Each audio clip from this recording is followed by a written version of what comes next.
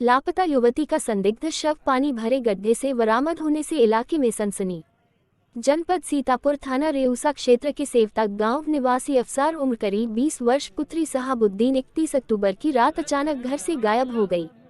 परिजनों ने सुबह देर तक अफसार के कमरे से न निकलने पर उसके कमरे में जगाने के लिए गए तो उसके कमरे में पहले से ताला पड़ा था, जिसको तोड़कर कमरे के अंदर देखा तो उसमें अफसार नहीं मिली।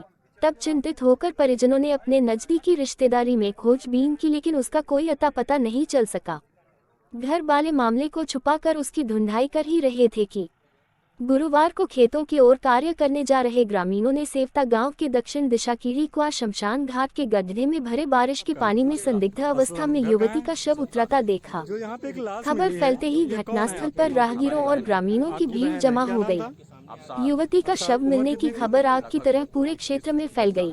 घटना की सूचना पाकर रेउसा थाने से तुरंत मौके पर पहुंचे सरोज कुमार ने ग्रामीणों की कड़ी मेहनत के बाद शव को बाहर निकाला जा सका।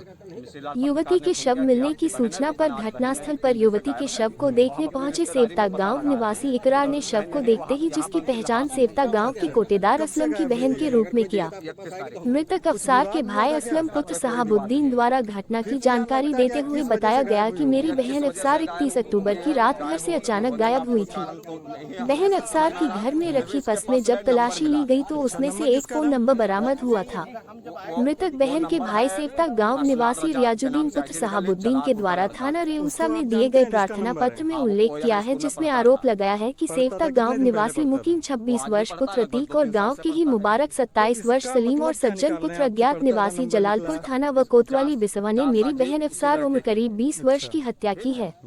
सूत्रों की माने तो अफसार का गांव के ही मुकीम और मुबारक व कोतवाली व थाना बिसवा क्षेत्र के जलालपुर गांव निवासी सज्जन पुत्र अज्ञात से काफी दिन से प्रेम प्रसंग चल रहा था। जब इस बारे में रेउसा थाना प्रभारी मुकुल प्रकाश वर्मा से बात की गई तो उन्होंने बताया कि शव का पंचनामा भरकर पीएम हेतु जिला मुख्यालय भेज दिया गया। पीड़ित द्वारा 3 लोगों के खिलाफ नामजद तहरीर थाने में दी है। पुलिस आरोपियों की तलाश में जुट गई है। राम किशोर अवस्थी की रिपोर्ट। रिश्तेदारी में कहीं चली गई हूँ। हर रिश्तेदारी को मैंने ढूंढ रहे थे। अच्छा, और जब ये गायब हुई आपका असलम घर कहाँ है? सेवता।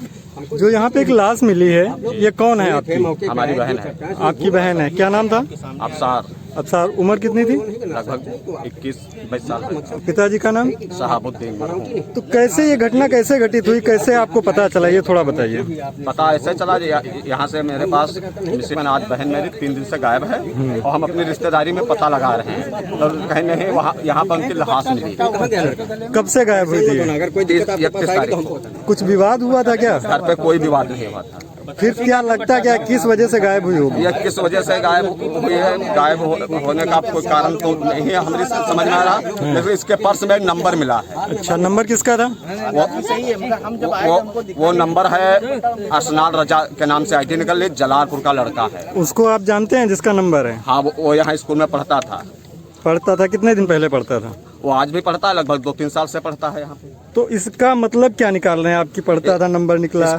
इस जार साझी उसी लड़के की है। अच्छा, ठीक है। और वो भी स्कूल से जिस दिन ये लड़की गायब हुई है तो 9 बजे रात को छुट्टी लिया है। अच्छा, 9 बजे रात को छुट्टी लिया, कहीं मेरे पेट में दर्द हो रही। ये बात आपको कैसे पता चली? वो स्कूल के जो मैंने मैनेजर से मालूम किया, जो उसमें मौलाना पढ़ाते हैं उनसे मालूम किया। पर्ची जो निकली थी वो कब आपने देखी? पर्ची मैंने देखा है परसों ही। हाँ। जब परसों आपने पर्ची देखी तो किसी को इस बारे में बताया?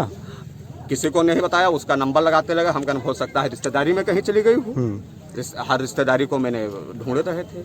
अच्छा, और जब ये गायब हुई है, घर से गायब हुई, तो कैसे आपको पता चला कि घर से गायब हो गई? दरअसल हमारा तो अलग घर बना है, ये मंझले वाले भाई के साथ में रहती थी।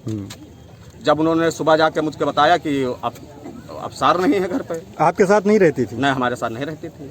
आपके साथ क्यों नहीं रहती? सगी बहन थी? नहीं, सगी बहन है। मेरा मकान अलग है। मैं शुरू से 10-12 साल हो गया मैं अलग रखता हूँ। अलग मेरा मकान बना है।